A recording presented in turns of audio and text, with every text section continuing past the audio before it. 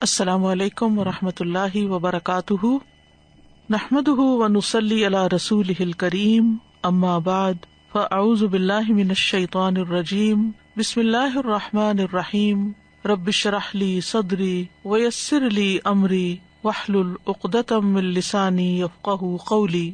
سورۃ النساء آیت نمبر 157۔ وقولهم إنا قتلنا المسيح عيسى ابن مريم رسول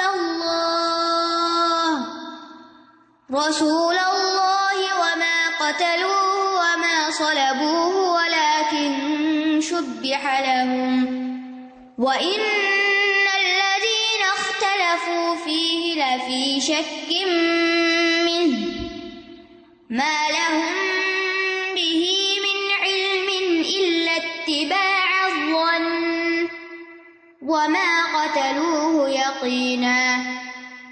اور ان کے یہ کہنے کی وجہ سے کہ بے شک ہم نے ہی اللہ کے رسول مسیح عیسیٰ ابن مریم کو قتل کیا، حالانکہ نہ انہوں نے اسے قتل کیا اور نہ اسے سولی پر چڑھایا، بلکہ یہ معاملہ ان پر مشتبہ بنا دیا گیا، اور بے شک جنہوں نے اس میں اختلاف کیا ہے یقیناً وہ اس کے بارے میں شک میں پڑے ہوئے ہیں، انہیں اس کے بارے میں کوئی علم نہیں سوائے گمان کی پیروی کرنے کے، اور انہوں نے اسے یقینی طور پر قتل نہیں کیا۔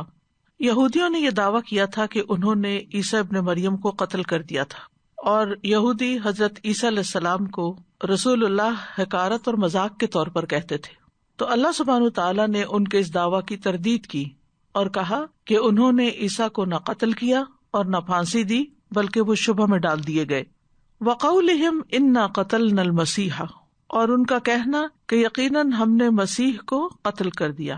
مسیح عیسیٰ علیہ السلام کا لقب ہے، اور مسیح ان کو ان کی عزت اور شرف کی وجہ سے دیا جاتا ہے، اور اس لیے بھی کہ وہ جب مسح کرتے تھے، یعنی مسیح کا لفظ مسح سے ہے، یعنی جب ہاتھ پھیرتے تھے تو اگر کسی نابینا پہ ہاتھ پھیرتے تو وہ بینا ہو جاتا اللہ کے اذن سے، اگر کسی گنجے کے سر پہ ہاتھ پھیرتے تو اللہ کے اذن سے اس کے سر پہ بال اگاتے تھے، تو اس وجہ سے بھی ان کو یہ لقب دیا گیا۔ ایک قول یہ بھی ہے کہ برکت کے ساتھ ان کا مسح کیا گیا ہے، یعنی ان کو برکت عطا کی گئی ہے، جیسے کہ سورۃ مریم میں آتا ہے وَجَعَلَنِي مُبَارَكًا أَيْنَمَا كُنتُ، اور مجھے بابرکت بنایا جہاں بھی میں ہوں۔ اور یہ بھی کہا گیا ہے کیونکہ اللہ نے ان سے گناہوں کو صاف کر دیا تھا، یعنی مسح کر دیا تھا گناہوں کا، تو اس وجہ سے ان کو مسیح کہا گیا۔ اور قتل کرنے کے بعد کہا المسیح عیسیٰ ابن مریم رسول اللہ، یعنی ویسے تو وہ ان کو رسول نہیں مانتے تھے، ان کو جادوگر کہتے اور جادوگر عورت کا بیٹا کہتے تھے، ان کو بدکار کہتے اور غلط کام کرنے والی کا بیٹا کہتے تھے، یعنی حضرت مریم پر الزام لگاتے۔ تو یہاں پر پھر انہوں نے رسول اللہ کیوں کہا؟ ایک معنی یہ کیا گیا ہے کہ بطور استہزاء اور مذاق اڑانے کے طور پر، اور دوسرا یہ بھی کہا گیا کہ یہ اللہ تعالیٰ کا قول ہے، یعنی اللہ سبحانہ تعالیٰ نے ان کے قبیح فعل کے مقابلے میں عیسیٰ علیہ السلام کا مقام بلند کر دیا، اور اس مقام کو بیان بھی یہاں پر کیا۔ وما قتلوہ وما صلبوہ ولکن شبہ لہم، انہوں نے اس کو قتل نہیں کیا اور نہ سولی چڑھایا، لیکن معاملہ ان پر مشتبہ کر دیا گیا۔ وما صلبوہ، یعنی انہوں نے عیسیٰ علیہ السلام کو سولی پر نہیں چڑھایا، عیسیٰ علیہ السلام تو اوپر اٹھا لیے گئے تھے۔ ولکن شبہ لہم، کسی اور پر تشبیہ ڈال دی گئی تھی، یعنی وہ عیسیٰ علیہ السلام جیسے نظر آتے تھے۔ تو ایک قول یہ ہے کہ یہ مشابہت اسی شخص پر ڈالی گئی جس نے یہودیوں کو عیسیٰ علیہ السلام کے بارے میں اطلاع دی تھی، کیونکہ یہود جو تھے وہ عیسیٰ علیہ السلام کے بارے میں کھود کرید کر رہے تھے کہ وہ کہاں پر ہیں تاکہ انہیں قتل کیا جا سکے۔ تو عیسیٰ علیہ السلام اور ان کی والدہ یہودیوں سے اپنی جان کا خطرہ محسوس کرتے ہوئے زمین میں مسلسل سیاحت اور سفر کرتے رہتے تھے، تو ان کو بتایا گیا کہ عیسیٰ علیہ السلام فلاں گھر میں ہیں، تو انہوں نے عیسیٰ علیہ السلام کو قتل کرنے کے لیے وہاں پر ایک گروہ بھیجا۔ تو جس نے یہ خبر دی تھی وہ عیسیٰ علیہ السلام کے قریبی لوگوں میں سے ہی ایک تھا۔ تو ہوا یہ کہ وہ لوگ جو عیسیٰ علیہ السلام کو ڈھونڈ رہے تھے قتل کرنے کے لیے، جب وہ اس مقام پر پہنچے یا اس گھر میں پہنچے جہاں عیسیٰ علیہ السلام اپنے دیگر ساتھیوں کے ساتھ موجود تھے، تو جس شخص نے خبرگیری کی تھی اسی کو عیسیٰ علیہ السلام کی شکل دے دی گئی، عیسیٰ علیہ السلام کو اللہ تعالیٰ نے اٹھا لیا اور اس شخص کو قتل کر دیا گیا۔ اسی طرح ایک اور قول یہ بھی ہے کہ عیسیٰ علیہ السلام نے اپنی قوم کے 13 لوگوں سے، یعنی جو 13 حواری تھے، ان سے کہا کہ جو قتل ہونے پر صبر و استقامت کا مظاہرہ کرے تو اللہ اس پر میری شبیہ ڈال دے، پس وہ جنت میں میرا ساتھی ہوگا۔ تو ایک نوجوان کھڑا ہوا اور اس نے کہا میں حاضر ہوں۔ تو جب عیسیٰ علیہ السلام نے دوسری اور تیسری مرتبہ اپنی بات دہرائی تو اسی نوجوان نے کہا کہ میں حاضر ہوں۔ اس کے بعد عیسیٰ علیہ السلام کی جو تشبیہ تھی اس نوجوان پر ڈال دی گئی۔ عیسیٰ علیہ السلام نے نجات حاصل کر لی۔ یہودی اندر داخل ہوئے اور انہوں نے اس نوجوان کو عیسیٰ علیہ السلام سمجھ کر قتل کر دیا اور سولی پر لٹکا دیا۔ تو یہاں پر اللہ سبحانہ تعالیٰ نے واضح طور پر رد کیا ہے کہ انہوں نے نہ تو عیسیٰ علیہ السلام کو قتل کیا اور نہ ہی سولی چڑھایا۔ وَإِنَّ الَّذِينَ اخْتَلَفُوا فِيهِ، اور بے شک وہ لوگ جنہوں نے اس بارے میں اختلاف کیا ہے، لفی شک منہ، وہ بھی اس کے بارے میں شک میں ہے۔ مَا لَهُم بِهِ مِنْ علم، ان کے پاس اس کا کوئی علم نہیں، إِلَّا اتِّبَاعَ الظَّنِّ، سوائے گمان کی پیروی کے۔ وَمَا قَتَلُوهُ يَقِينًا، اور انہوں نے اس کو یقینی طور پر قتل نہیں کیا۔ یعنی عیسیٰ علیہ السلام کے ہم شکل کو قتل کرنے کے بعد وہ لوگ خود شک میں پڑ گئے کہ جسے ہم نے سولی دی ہے وہ کون ہے۔ بعض نے کہا مسیح ہی قتل ہوئے ہیں، بعض نے کہا نہیں یہ مسیح تو نہیں، یہ تو کوئی اور ہے، اور خود انہیں بھی یقین نہ ہوا کہ واقعی ہم نے انہی کو صلیب پر چڑھایا۔ تو اللہ تعالیٰ فرماتے ہیں کہ بس یہ ایک گمان کی پیروی کے سوا ان کے پاس کچھ نہیں ہے، یقینی علم تو بہت دور کی بات ہے، وہ خود بھی اس شک میں پڑے ہوئے اختلاف کا شکار ہیں۔ تو اس بارے میں ہم دیکھتے ہیں کہ عیسیٰ علیہ السلام کے بارے میں، ان کی الوہیت کے بارے میں اور ان کے بارے میں ویسے بھی وہ لوگ یعنی شک میں مبتلا ہیں۔ عیسائیوں کے فرقے بنے ہوئے ہیں اور کہا جاتا ہے کہ 4 فرقوں میں یہ لوگ تقسیم تھے، نستوریہ، یعقوبیہ، ملکانیہ اور مرقوسیہ، اور انہی میں سے نجران کے عیسائی بھی ہیں۔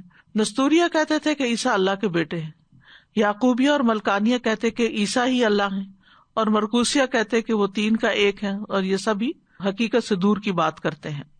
تو بہرحال یہاں پر اس بات کا رد کر دیا گیا کہ عیسیٰ علیہ السلام کو قتل نہیں کیا گیا، بلکہ ہمارے عقیدے کے مطابق اور جو قرآن و سنت سے ثابت ہے کیا ہے، بل رفعه اللہ الیہ وکان اللہ عزیزا حکیما، بلکہ اللہ نے اسے اپنی طرف اٹھا لیا اور اللہ بہت زبردست خوب حکمت والا ہے۔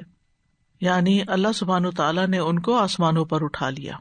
قتل کوئی اور ہوا تھا، وہ اللہ کی طرف چلے گئے اپنے جسم اور روح کے ساتھ، اور آخری زمانے میں انشاءاللہ قیامت سے پہلے وہ دوبارہ دنیا میں آئیں گے اور 40 برس تک یہاں رہیں گے، جیسے کہ صحیح مسلم کی روایت میں ہے، اور شادی بھی کریں گے۔ اس کے بعد یہ ہے کہ وہ طبعی موت مریں گے اور پھر وہ دنیا سے جائیں گے۔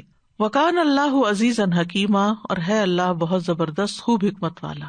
کان اللہ عزیزاً، عزیز عزت والا، غلبے والا، عزت کے معنوں میں غالب رہنے کی عزت، قدر و منزلت کی عزت اور محفوظ ہونے کی عزت۔ یعنی اللہ سبحانہ تعالیٰ غالب ہے، کوئی اسے مغلوب نہیں کر سکتا۔ اگر وہ کسی کو زندہ اٹھانا چاہے تو وہ اٹھا سکتا ہے۔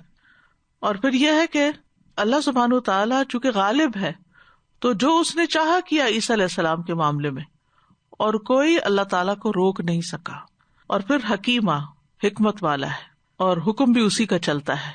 یعنی اللہ سبحانہ تعالیٰ اگر العزیز ہے تو وہ اپنے دوستوں کو عزت بھی دیتا ہے اور ان کو محفوظ بھی کرتا ہے، اور پھر ان کو دوسروں کے لیے ایک بہترین نمونہ بھی بنا دیتا ہے۔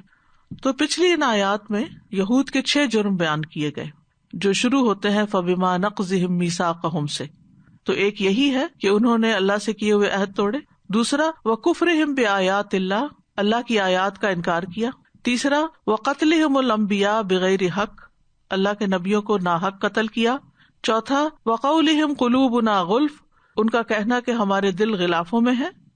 اور پانچواں وَبِكُفْرِهِمْ وَقَوْلِهِمْ عَلَى مَرْيَمَ بُهْتَانًا عَظِيمًا، اور ان کا کفر کرنا اور مریم علیہ السلام پر بہتان عظیم لگانا۔ اور پھر وَقَوْلِهِمْ إِنَّا قَتَلْنَا الْمَسِيحَ عِيسَى ابْنَ مَرْيَمَ، اور ان کا کہنا کہ ہم نے مسیح عیسیٰ ابن مریم کو قتل کیا، حالانکہ ایسا نہیں۔ تو اللہ سبحانہ تعالیٰ نے یہ واضح کر دیا کہ انہوں نے عہد توڑے، اللہ کی آیات کا انکار کیا، نبیوں کو ناحق قتل کیا، اللہ پہ جھوٹ باندھا اور مریم علیہ السلام پر الزام لگایا، اور یہ بھی جھوٹی بات کی کہ ہم نے مسیح کو قتل کر دیا۔ تو یہ ان کے جرائم ہیں جن کا وہ کھلم کھلا اظہار کرتے رہے۔ وَإِن مِّنْ أَهْلِ الْكِتَابِ إِلَّا لَيُؤْمِنَنَّ بِهِ قَبْلَ مَوْتِهِ وَيَوْمَ الْقِيَامَةِ يَكُونُ اور اہل کتاب میں سے کوئی بھی ایسا نہیں مگر یہ کہ وہ اپنی موت سے پہلے اس پر ضرور ایمان لے آئے گا اور قیامت کے دن وہ ان کے خلاف گواہ ہوگا۔ اس آیت کے 2 معنی بیان کیے جاتے ہیں۔ وَإِن مِّنْ أَهْلِ الْكِتَابِ إِلَّا لَيُؤْمِنَنَّ بِهِ، یعنی بِهِ سے مراد کون ہے؟ عیسیٰ علیہ السلام ہے۔ اور پھر قبل موتہ، ہی کی ضمیر کس کی طرف جاتی ہے؟ ایک یہ ہے کہ ہی کی ضمیر یہاں پر اہل کتاب یعنی نصارہ کے ہر شخص کی طرف لوٹتی ہے جس پر بھی موت طاری ہوتی ہے، تو وہ موت کے وقت عیسیٰ علیہ السلام پر ایمان لے آتا ہے، لیکن یہ فائدہ نہیں دیتا کیونکہ فرعون بھی مرتے وقت ایمان لے آیا تھا۔ یعنی ایک معنی کیا ہے کہ اہل کتاب میں سے کوئی بھی ایسا نہیں کہ وہ اپنے مرنے سے پہلے عیسیٰ علیہ السلام پر ایمان نہ لے آئے، وہ ضرور ایمان لائے گا، جیسے فرعون اللہ تعالیٰ پر ایمان لے آیا مرتے وقت۔ دوسرا معنی یہ کیا گیا ہے کہ عیسیٰ علیہ السلام جب دوبارہ دنیا میں آئیں گے تو جتنے بھی اہل کتاب ہوں گے وہ سارے ان پر ایمان لے آئیں گے، یعنی آسمان سے جب نزول فرمائیں گے تو اہل کتاب میں سے ہر ایک عیسیٰ علیہ السلام پر ایمان لے آئے گا، اور دونوں ایمانیں جو ہیں وہ درست ہیں اور ان میں کوئی آپس میں تناقض نہیں ہے، کنٹراڈکشن نہیں ہے، کیونکہ دونوں ہی باتیں ممکن ہیں۔ اور ویسے بھی یہ کہ ضمیر عیسیٰ علیہ السلام کی طرف لوٹ رہی ہے کیونکہ عیسیٰ علیہ السلام آخری زمانے میں نزول فرمائیں گے اور صلیب توڑ دیں گے، خنزیر کو قتل کریں گے اور اسلام کے سوا کوئی چیز قبول نہیں کریں گے، یہاں تک کہ جزیہ بھی قبول نہیں کریں گے۔ تو عیسیٰ علیہ السلام جب دنیا سے جائیں گے یعنی فوت ہوں گے دوبارہ آ کر، تو ان کی وفات سے پہلے ہر یہودی اور نصرانی ان کی نبوت اور ان کے آسمان پر زندہ اٹھائے جانے اور دوبارہ اترنے پر ایمان لا چکا ہوگا، یعنی قبل موت ہی سے مراد یہاں عیسیٰ علیہ السلام کی موت ہے۔ اور ہم جانتے ہیں کہ عیسیٰ علیہ السلام قیامت سے پہلے نزول فرمائیں گے، اس کے بارے میں صحیح مسلم میں روایت ہے، رسول اللہ صلی اللہ علیہ وسلم نے فرمایا، اللہ عیسیٰ ابن مریم کو بھیجے گا، پس وہ سفید مینار پر دمشق کے مشرق کی جانب اتریں گے، وہ زرد کپڑے پہنے ہوئے اپنے دونوں ہاتھ فرشتوں کے بازو پر رکھے ہوئے ہوں گے۔ سنن نبی داؤد کی روایت میں آتا ہے، جب تم انہیں دیکھو گے تو پہچان جاؤ گے کہ درمیانی قامت والے ہیں، اور ان کا رنگ سرخ و سفید ہوگا، ہلکے زرد رنگ کے لباس میں ہوں گے، ایسے محسوس ہوگا جیسے ان کے سر سے پانی ٹپک رہا ہو، حالانکہ پانی نہیں ہوگا، چوڑے سینے والے ہیں۔ ابن عمر کہتے ہیں، نبی صلی اللہ علیہ وسلم نے فرمایا، میں نے شب معراج عیسیٰ، موسیٰ اور ابراہیم علیہ السلام کو دیکھا، پس عیسیٰ علیہ السلام سرخ رنگ، گٹھے بدن والے اور چوڑے سینے والے ہیں، اور موسیٰ علیہ السلام گندمی رنگ کے، دراز قد، سیدھے بالوں والے ہیں، گویا قبیلہ الزت کے لوگوں میں سے ہیں۔ تو یہ نبی صلی اللہ علیہ وسلم نے ان کی پہچان دی، جب وہ دنیا میں آئیں گے لوگ ان کو پہچان لیں گے، ان پہ ایمان لے آئیں گے، پھر وہ فوت ہوں گے تو ان کے فوت ہونے سے پہلے سبھی ایمان لے آئیں گے، مسلمان تو ایمان لا چکے ہوں گے لیکن باقی لوگ بھی ان پر ایمان لے آئیں گے۔ عیسیٰ علیہ السلام ہی دجال کو بھی قتل کریں گے، اور عیسیٰ علیہ السلام کے آنے کے بعد تمام ادیان ختم ہو جائیں گے، ہر طرف سب لوگ مسلمان ہو جائیں گے۔ وَيَوْمَ الْقِيَامَةِ يَكُونُ عَلَيْهِمْ شَهِيدًا، اور قیامت کے دن وہ ان پر گواہ ہوں گے، یعنی قیامت کے دن عیسیٰ علیہ السلام کی بھی گواہی ہوگی، جس کا تفصیل سے ذکر سورۃ المائدہ میں آتا ہے، آیت نمبر 116 اور 117 میں۔ اور جب اللہ کہے گا، اے عیسیٰ ابن مریم، کیا تو نے لوگوں سے کہا تھا کہ مجھے اور میری ماں کو اللہ کے سوا 2 معبود بنا لو؟ تو وہ کہے گا، تو پاک ہے، یعنی اللہ تعالیٰ تو پاک ہے، میرے لیے جائز ہی نہیں کہ میں وہ بات کہوں جس کا مجھے کوئی حق نہیں، اگر میں نے یہ بات کہی تھی تو یقیناً تو نے اسے جان لیا، تو جانتا ہے جو میرے نفس میں ہے اور میں نہیں جانتا جو تیرے نفس میں ہے، یقیناً تو ہی سب چھپی باتوں کو خوب جاننے والا ہے۔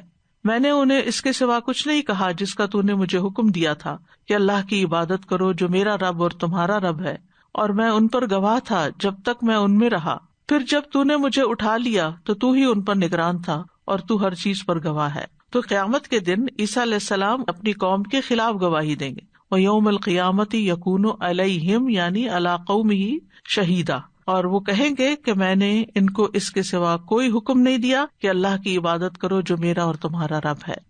فَبِظُلْمٍ مِّنَ الَّذِينَ هَادُوا حَرَّمْنَا عَلَيْهِمْ طَيِّبَاتٍ أُحِلَّتْ لَهُمْ وَبِصَدِّهِمْ عَن سَبِيلِ اللَّهِ كَثِيرًا۔ پھر جو یہودی بن گئے ان کے ظلم کی وجہ سے اور اکثر لوگوں کو اللہ کے راستے سے روکنے کی وجہ سے ہم نے ان پر حلال کی گئی پاکیزہ چیزیں حرام کر دیں. فَبِظُلْمٍ، یہاں جو با ہے یہ سببیہ ہے، اور ظلم کا معنی ہے نقص.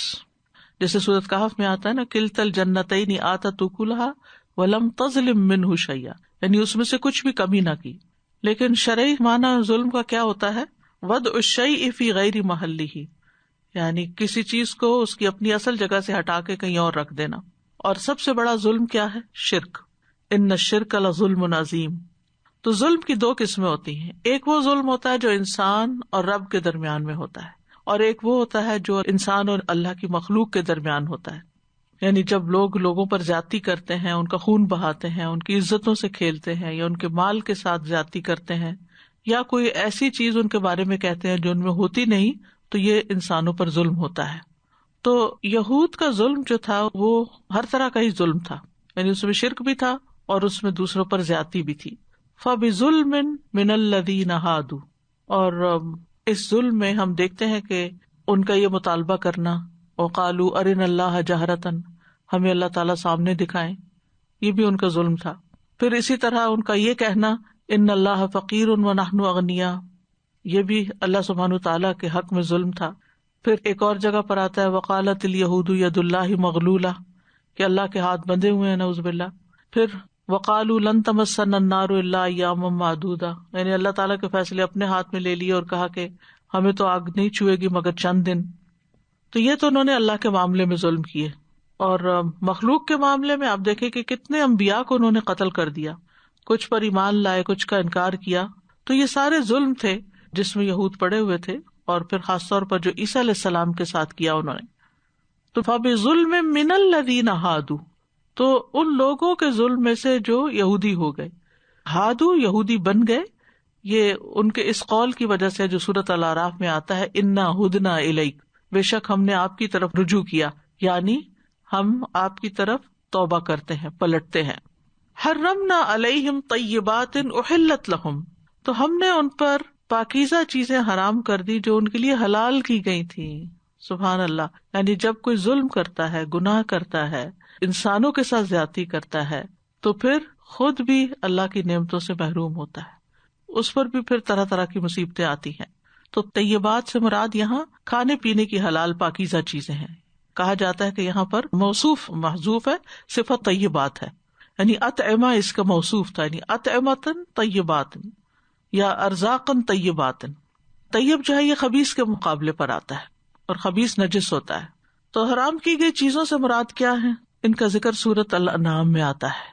سورۃ الانعام کی آیت نمبر 146 میں اس کی تفصیل ملتی ہے.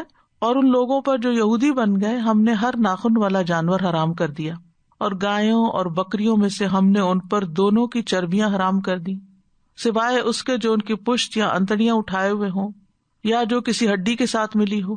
یہ ہم نے انہیں ان کی سرکشی کی جزا دی. ذالک جزیناہم ببغیہم وإنا لصادقون، اور یقیناً ہم سچے ہیں. یعنی ان کے ظلم کی وجہ سے، ان کی زیادتیوں کی وجہ سے، ان کے گناہوں کی وجہ سے ہم نے ان پر پاکیزہ کھانے جو تھے وہ حرام کر دیے جو پہلے حلال تھے. احلت لہم، یعنی جو پہلے حلال ہوا کرتے تھے پھر حرام کر دیے گئے. اور پہلے جو حلال تھے اس کا ذکر سورۃ آل عمران کی آیت نمبر 93 میں آتا ہے. کل الطعام کان حلا لبنی اسرائیل، ہر طرح کے کھانے بنی اسرائیل کے لیے حلال تھے. الا ما حرم اسرائیل علی نفسہ من قبل ان تنزل التوراۃ، سوائے اس کے کہ جو اسرائیل یعنی یعقوب علیہ السلام نے اپنے آپ پہ حرام کیا تھا اس سے پہلے کہ تورات نازل ہوتی. قل فاتوا بالتوراۃ فاتلوها ان کنتم صادقین، کہہ دیجیے لاؤ تورات پڑھو اس کو اگر تم سچے ہو. یعنی اللہ تعالیٰ نے ان کے لیے کچھ حرام نہیں کیا. اور اہل کتاب پر جو طیبات حرام ہوئی ان میں ایک تو کھانے کا ذکر آ ہی گیا، لیکن بعض علماء کہتے ہیں کہ اس کا مطلب ہے کہ یہ حرمت قدری بھی ہو سکتی ہے. یعنی جب انہوں نے اپنی کتاب کی تعویل کی اور احکام الہی کو بدل کر بہت سی حلال چیزوں کو اپنے اوپر تشدد اور سختی اور تنگی کے باعث حرام کر دیا. یعنی اللہ نے ان کو حکم نہیں دیا تھا بلکہ خود ایسا کیا. اور پھر اس کے بعد یہ ہے کہ حرمت شرعی بھی ہے، جیسے اللہ سبحانہ تعالیٰ نے ذکر کیا تھا کہ تورات میں ان کے لیے کچھ چیزوں کو حرام قرار دے دیا گیا. تو یہ بنی اسرائیل کی زیادتیوں کی وجہ سے بطور سزا ان پر یہ چیزیں حرام کی گئی تھی. اصل بات یہ ہے. اور ان کے ظلم میں آگے بھی مزید ذکر آئیں گی کہ یعنی ان کے حرام کھانے کی وجہ سے، ان کے سود کھانے کی وجہ سے، اور اسی طرح کے اور غلط کام کرنے کی وجہ سے. وَبِصَدِّهِمْ عَنْ سَبِيلِ اللَّهِ كَثِيرًا، اور اللہ کے راستے سے بہت زیادہ روکنے کی وجہ سے. آپ آیت کو دیکھیے نا، پھر جو یہودی بن گئے ان کے ظلم کی وجہ سے، تو ظلم کا معنی آپ کو بتایا گیا. حرمنا علیہم طیبات، طیبات سے مراد پاکیزہ کھانے اور اس کے علاوہ چیزیں بھی ہو سکتی ہیں جو ان کے لیے حلال تھی. وَبِصَدِّهِمْ عَنْ سَبِيلِ اللَّهِ كَثِيرًا، اور بِظُلْمٍ وَبِصَدِّهِمْ، ان کے ظلم اور ان کے اللہ کے راستے سے روکنے کی وجہ سے یہ سب ان کے ساتھ ہوا. یعنی دوسرا بڑا جرم ان کا کیا تھا کہ انہوں نے اللہ کے دین اور شریعت سے لوگوں کو روکا. اللہ کا راستہ کون سا ہوتا ہے؟ اللہ کے دین کا راستہ، جس پر تمام انبیاء چلے اور جس کی طرف انبیاء نے دعوت دی. جیسے سورۃ یوسف میں آتا ہے قُلْ هَٰذِهِ سَبِیلِی أَدْعُو إِلَى اللَّهِ، کہہ دیجیے یہ میرا راستہ، میں اللہ کی طرف بلاتا ہوں. عَلَىٰ بَصِیرَةٍ، پوری بصیرت کے ساتھ. وَمَنِ اتَّبَعَنِی، اور جنہوں نے میری پیروی کی وہ بھی اسی راستے پر ہے. پھر اسی طرح یہ ہے کہ سبیل اللہ سے مراد اللہ کی شریعت بھی ہے جو اللہ تعالیٰ نے لوگوں کے لیے مقرر کی ہے، جو احکام مقرر کیے ہیں. اور صد کا لفظ جو ہے سدا یسدو سے بھی ہے اور سدا یسدو سے بھی، لازم بھی ہوتا ہے، متعدی بھی ہوتا ہے. لازم کا مطلب کیا ہے کہ خود اللہ کے راستے سے رکے رہے، اور متعدی کیا ہے کہ دوسروں کو بھی روکا. یعنی یہود خود بھی نبی صلی اللہ علیہ وسلم پر ایمان لانے سے رکے اور انہوں نے دوسروں کو بھی ایمان لانے سے روکا، خود بھی غلط کام کیا اور دوسروں کو بھی اس میں الجھایا. تو یہ بہت بڑا جرم ہوتا ہے. اب دیکھیے کہ کفر کے درجے ہیں نا، ایک کفر ہوتا ہے اپنی ذات میں کفر کہ خود بس انکار کرنا لیکن کسی کو کچھ نہ کہنا، لیکن ایک ہوتا ہے خود بھی رکنا اور دوسروں کو روکنا. یہ کفر پر کفر ہے، یہ اشد الکفر ہے، اور یہ اللہ کے نزدیک بہت غضب دلانے والی بات ہے کہ انسان خود غلط کام کرے اور پھر دوسروں کو بھی اس کی دعوت دے. تو یہ خود بھی نبی صلی اللہ علیہ وسلم کی پیروی نہیں کرتے تھے اور دوسروں کو بھی آپ کی پیروی سے روکتے تھے، جیسے اہل مکہ وغیرہ کو. جب مشرکین مکہ نے ان سے پوچھا کہ تمہارے پاس علم ہے، تمہارے پاس کتاب ہے، بتاؤ کہ ہمارا دین بہتر ہے یا محمد صلی اللہ علیہ وسلم کا دین، تو انہوں نے کیا کہا؟ تمہارا ہی دین بہتر ہے، یعنی مشرکین کا دین. تو مشرکین کو روک دیا نبی صلی اللہ علیہ وسلم پر ایمان لانے سے. تو یہ آیت بہت سبق رکھتی ہے اپنے اندر. اس میں سب سے پہلا سبق یہ ہے کہ ظلم انسان کے لیے ہلاکت کا باعث بنتا ہے. کسی پر بھی ظلم نہیں کرنا چاہیے. ظلم کیا ہے؟ کسی کو اس کے حق سے محروم کرنا.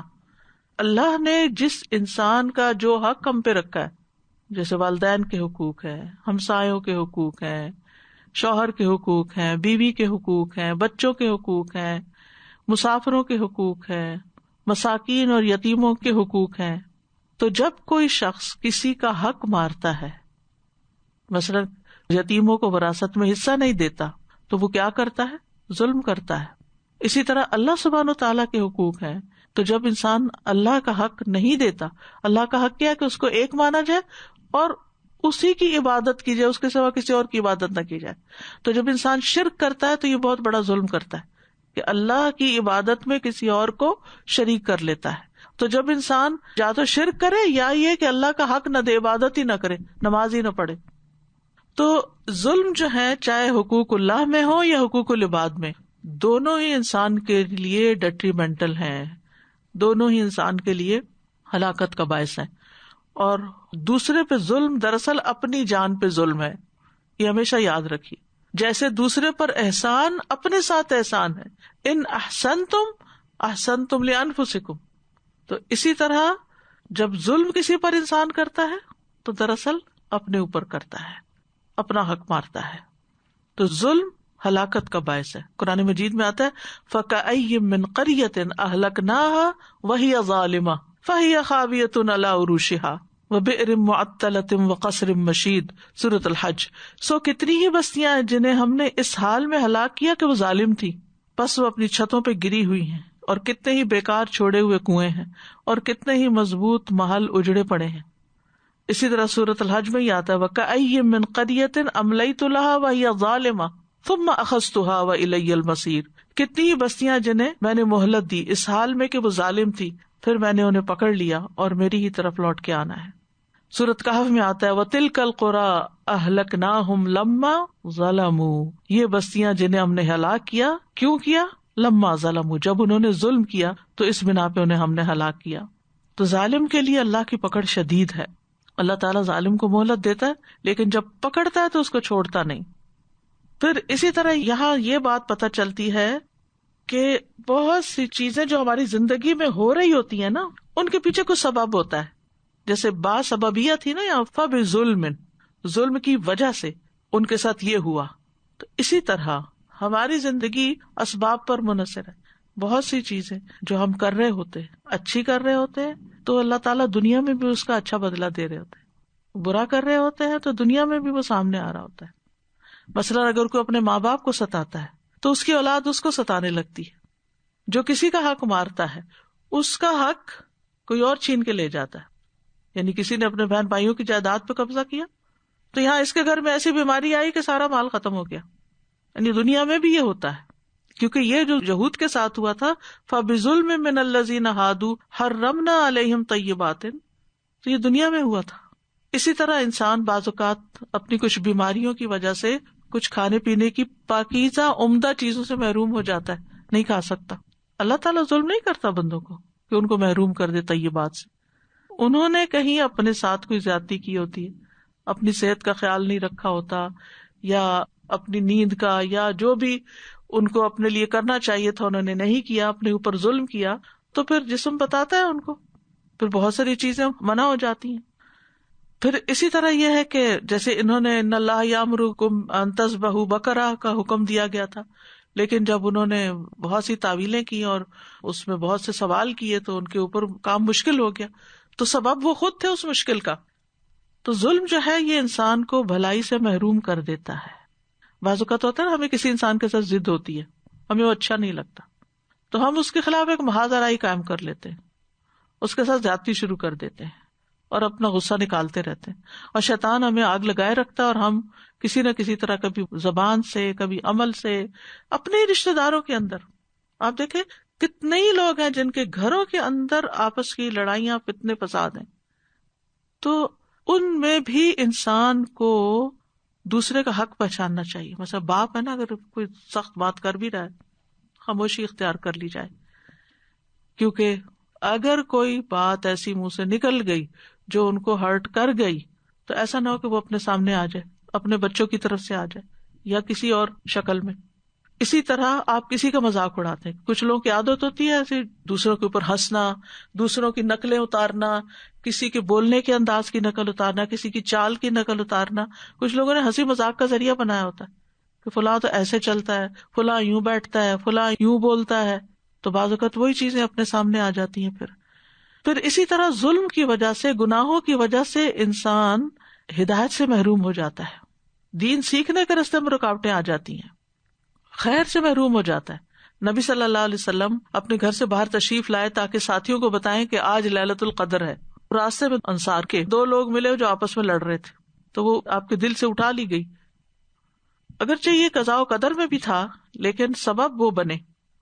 اسی وجہ سے لیلۃ القدر میں سارے لوگوں کی بخشش کر دی جاتی ہے، مگر ان کی بخشش نہیں ہوتی جو ایک دوسرے سے دشمنی رکھے ہوئے ہوتے ہیں، ضد رکھے ہوئے ہوتے ہیں. اگر ان کے درمیان عداوت ہوتی ہے تو ان کی بخشش نہیں کی جاتی، لیلۃ القدر میں بھی نہیں ہوتی.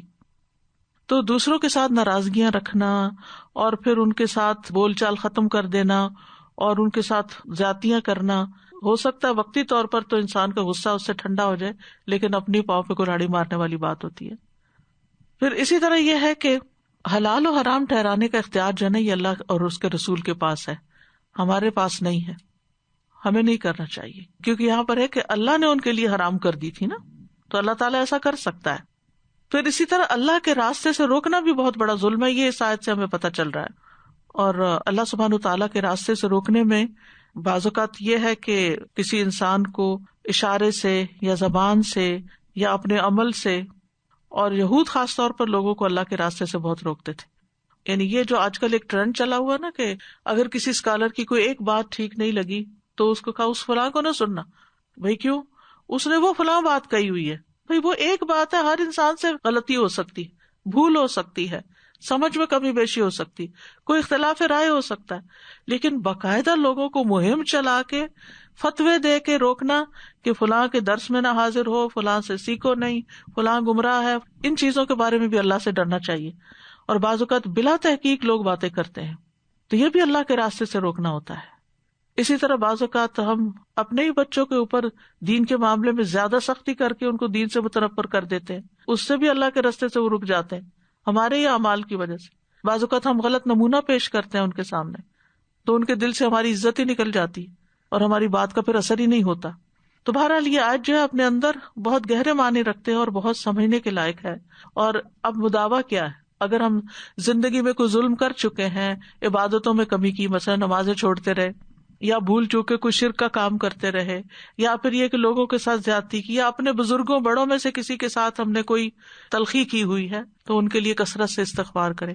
ماں باپ کے ساتھ نافرمانی کی ہوئی ہے، ان کے آگے اونچا بولے ہوئے ہیں، ان کا دل دکھایا ہوا ہے، کہیں ان کی آہ لگی ہوئی ہے، تو اللہ سے خوب استغفار کرے، ان سے بھی معافی مانگے، ان کی طرف سے صدقہ کریں اگر وہ فوت ہو چکے ہیں، اور کھل کے کہے یا اللہ انہوں نے جو مجھ پہ زیادتی کی میں نے ان کو معاف کیا، تو بھی ان کو معاف کر دے. یہ دعا کبھی کبھی ضرور ویسے ہی جنرلی بھی مانگا کرے کہ یا اللہ کسی نے بھی زندگی میں مجھ پہ کوئی زیادتی کی، میں نے سب کو معاف کیا، یا اللہ تو مجھے معاف کر دے، اور میرے گناہوں کی وجہ سے دنیا میں میرے اوپر جو بھی کوئی آزمائش ہے وہ مجھ سے دور کر دے.